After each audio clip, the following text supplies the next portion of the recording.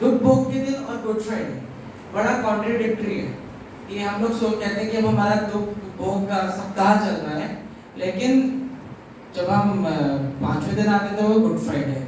तो एक मसीही जीवन में मेरे को खुदा ने एक वचन से बताया कि एक्चुअल में एक मसीही जीवन का सबसे ज्यादा बड़ा खुशी का दिन आज का दिन था, क्योंकि हमको आज के दिन हमारे सारे पापों के लिए खुद यीशु मसीह ने क्रूस कहा और हमारे जीवन के लिए में बहुत सारी उद्धार दिए।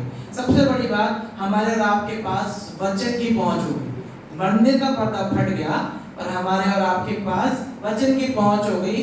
अब हमारे को डायरेक्ट कनेक्शन, अगर हमें स्वर्ग जाना है तो हमारे पास एक सीढ़ी और एक कुंजी आ गई कि यीशु के नाम से, यीशु के द्वारा हम स्वर्ग तक पहुंच सकते हैं और हमारा उद्धार हो सकता है। पहले के जमाने में क्या था, आपको बलियां चढ़ानी पड़ती थी, वो स्वीकार होती थी। उसमें भी बहुत सारी, अगर आप इतिहास की पुस्तक पढ़ेंगे और पुराने नियम में पढ़ेंगे, और तो उसमें क्या है कि अलग अलग प्रोसेसेस थी। अभी हमारे को सिर्फ एक काम करना है, मार्ग पे चलना है जो वचन ने बताया और उद्धार हमको मिल जाएगा। दूसरा, क्रूस पे से जो वचन बोला गया, और इसके पीछे भी जब मैं थोड़ा पढ़ रहा था तो मुझे समझ में नहीं आया कि पूरी 3-3.5 साल की जो सेवकाई थी उसमें यही सारे, इसको ज़्यादा इम्पोर्टेंस क्यों दी जाती है 7 वर्क्स ऑफ क्रॉस, क्योंकि जब आखिरी की जो समय जब उद्धार हुआ तो परमेश्वर ने कुछ कार्य, यीशु ने कुछ कार्य हमारे बहुत सारे, जो उसकी सेवकाई के अंत के जो कुछ कार्य थे जो कि हम पढ़ते हैं, जिसमें कि मृत्यु के बाद नीचे जाके धरती पे जाके आत्माओं को उद्धार देना, तो उसमें ये 7 इम्पोर्टेंट इसलिए है कि आज के दिन हमारे जीवन में उद्धार आया। दूसरा वचन जो है उसमें लिखा गया है लूका उसकी 23वां अध्याय 39 से लेके 43 तक, जो कुकर में लटकाए गए थे उनमें से एक ने उसकी निंदा करके कहा, क्या तुम मसीह नहीं तो फिर अपने आप को और हमें बचा। इस पर दूसरे ने उसे डांट कर कहा, क्या तू परमेश्वर से नहीं डरता, तू भी तो वही दंड पा रहा है और हम तो न्याय अनुसार दंड पा रहे हैं, क्योंकि हम अपने कामों का फल पा रहे हैं। पर इसने तो कोई अनुचित काम नहीं किया। तब उसने कहा, हे यीशु, जब तू राज्य में आए तो मेरी सुधि लेना। उसने उससे कहा, मैं तुझसे आज सच सच कहता हूँ कि आज ही तू मेरे साथ स्वर्गलोक में होगा। अगर हम थोड़ी उर्दू वर्जन में बोले तो आज ही मेरे साथ फिरदौस में होगा। इंग्लिश में you shall be in paradise today with me. तो स्वर्गलोक एग्जैक्टली उसके जीवन में उद्धार उसी वक्त आ गया। अगर हम देखें तो 2 लोग इकट्ठे लटकाए गए थे, लेकिन एक ही को उद्धार मिला, क्योंकि उसको यीशु मसीह पे विश्वास था।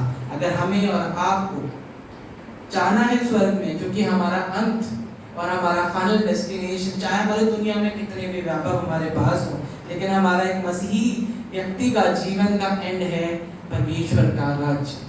अगर हम उसकी खोज करते हैं तो हमें वो तब तक नहीं मिलेगा जब तक हम उस पे विश्वास नहीं करते। अगर हम परमेश्वर के वचन पे विश्वास नहीं करते तो हमारा उद्धार कभी नहीं हो सकता।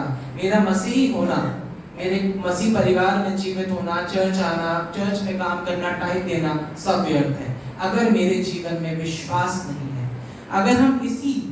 अगर आप वचन को पढ़ेंगे तो हमारे को जगत पिता का दर्जा इब्राहिम को मिला है, लेकिन इब्राहिम को भी वो इसलिए नहीं मिला क्योंकि वो एक ऐसे परिवार में पैदा हुआ था जो मसीह को, जो खुदा को जानता है, मसीह को नहीं, खुदा को जानता है नहीं, क्योंकि उसने विश्वास किया। उसने विश्वास किया कि हाँ, मेरे जीवन में एक वाचा बांधी गई है और उस वाचा को मैं पूरा करूंगा। अगर हम उसको पढ़ें तो रोमियो उसका 4वां अध्याय उसकी 13वीं आयत में यह लिखा है, क्योंकि ये प्रतिज्ञा, कौन सी प्रतिज्ञा, कि वो दुनिया का जगत पिता कहलाएगा, क्योंकि यह प्रतिज्ञा कि वह जगत का वारिस होगा ना इब्राहिम को ना उसके वंश को व्यवस्था के द्वारा दी गई थी, परंतु विश्वास की धार्मिकता के द्वारा मिली। अगर हम इब्राहिम के बारे में पढ़ेंगे तो क्या लिखा है कि उसके जीवन में बहुत सारी आशीषें थी, लेकिन पुराने नियम के अनुसार, पुराने जमाने के अनुसार, अगर आपके पास संतान नहीं है तो आप सबसे अभागे होते। आपके पास कोई कितनी भी आशीष हो, कितनी भी धन दौलत हो, लेकिन आपके पास अगर कोई संतान नहीं थी होती थी तो वो सबसे ज्यादा उसको अनफॉर्चुनेट पर्सन कहा जाता था। तो स्टिल उस परमेश्वर ने उससे वादा किया था कि मैं तुझे आशीष दूंगा, तो उसने 90 साल तक इंतजार किया, लेकिन विश्वास की कमी कभी नहीं होने दी। 18वीं आयत में लिखा है, रोमियो 4:18 में, उसने निराशा में भी आशा रखकर विश्वास किया, इसलिए कि उस वचन के अनुसार कि तेरा वंश ऐसा होगा, वह बहुत सी जातियों का पिता होगा। हालेलुया। बहुत ज्यादा निराश होगा, वचन में नहीं, लेकिन आप स्कॉलर्स की बुक पढ़ेंगे तो उसमें लिखा है कि निराश हर एक इंसान होता है, उसके पास कुछ भी होगा, संतान ना हो तो निराशा रहती है, लेकिन फिर भी वचन कहता है उसने निराशा में भी आशा रखकर विश्वास किया। और आगे 20 में लिखा है, और ना विश्वासी होकर परमेश्वर की प्रतिज्ञा पे संदेह किया, पर विश्वास में दृढ़ होकर परमेश्वर की महिमा की। हम और आप जब हमारे जीवन में बहुत सारी प्रॉब्लम्स आती हैं, हम कहते हैं कि खुदा बाप क्या ये होगा? अगर हम उस दूसरे जो चढ़ाया गया था क्रूस पे, दूसरा जो लुटेरा था, वो क्या कहता है कि यदि तू प्रभु का, परमेश्वर का पुत्र है, तो हमको भी, मुझको भी और खुद को भी बचा। हमारे जीवन में हमारा जीवन एग्जैक्टली ऐसे ही दूसरे वाले डाकू की तरह है, क्योंकि हमको चाहिए सब कुछ, लेकिन हमें प्रभु को देना कुछ नहीं, हमें विश्वास भी नहीं करना, और हमें सिर्फ चाहिए पर वे विश्वास। इब्रानियों उसका 13वां अध्याय और पहली आयत में क्या लिखा है, मैं इसको थोड़ा कंफ्यूज हो गया।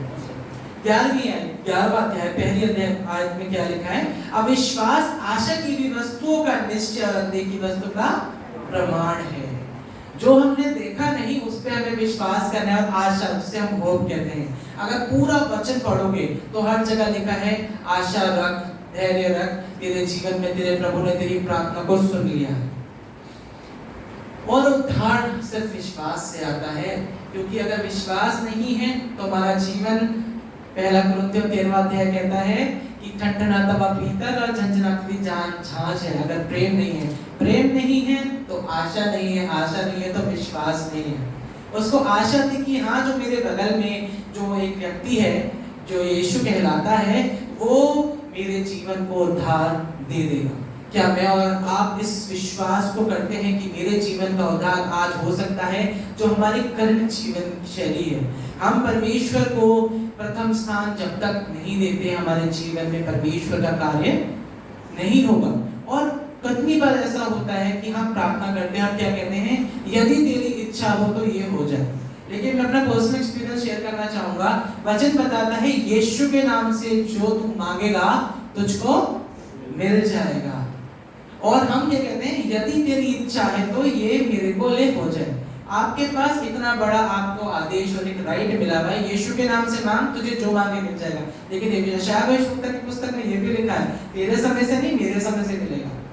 क्योंकि कितनी बार ऐसा होगा हमारे जीवन में कि हम जो समय सोचते हैं वो हमारे लिए सही नहीं होता। और अगर हम देखें दोबारा इसी वचन पे कि आज ही तू मेरे साथ फिरदौस स्वर्गलोक में होगा, हमारे जीवन के लिए ये सबसे बड़ी एक आशीष है कि अगर हम परमेश्वर जब दोबारा आएंगे, यीशु जब दोबारा आएगा, हमारे को बचाने नहीं, अब सिर्फ अपनी चुनी हुई कौम को लेने आएगा। अगर परमेश्वर जब यीशु अपनी पूरी फौज के साथ आएगा अपनी आमद में, क्या मैं और आप उसके साथ स्वर्गलोक जाने के लिए तैयार हैं? ये हमें अपने आप से पूछने की जरूरत है। क्योंकि हर एक चीज ऐसा नहीं है कि आपको किसी के पास जाना है, कोई भी पास्टर, कोई भी प्रचारक, कोई भी व्यक्ति जो आपके लिए दुआ करेगा आपको नहीं स्वर्गलोक पहुंचा सकता, ये आपका वचन कहता है।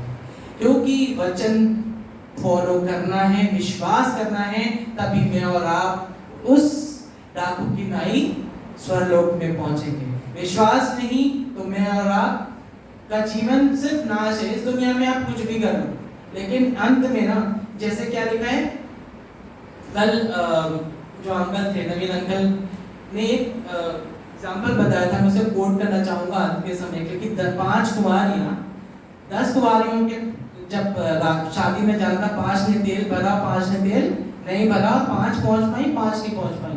तो हमें कौन सी कुंवारी बनना है? वो हमें खुद से तैयारी करके खुद से अपने आप को एनालाइज करना है कि हमें कौन सी कुंवारी बनना है। वो 5 जो द्वार बंद होने से पहले अंदर पहुंच गई थी, या वो 5 जो द्वार बंद होने के बाद पहुंची? क्योंकि बाद पहुंचने वालों को पहुंचना पड़ेगा नीचे, क्योंकि जैसे कि लाजर और वो धनी व्यक्ति की कहानी सबको पता है। वो क्या कहता है कि लाजर से क्या कहता है कि लाजर को नीचे भेज दे कि ताकि वो मेरे परिवार को बता पाए। तो अब हमारे को बताने के लिए कोई नहीं आएगा, क्योंकि हमारे पास सब कुछ है।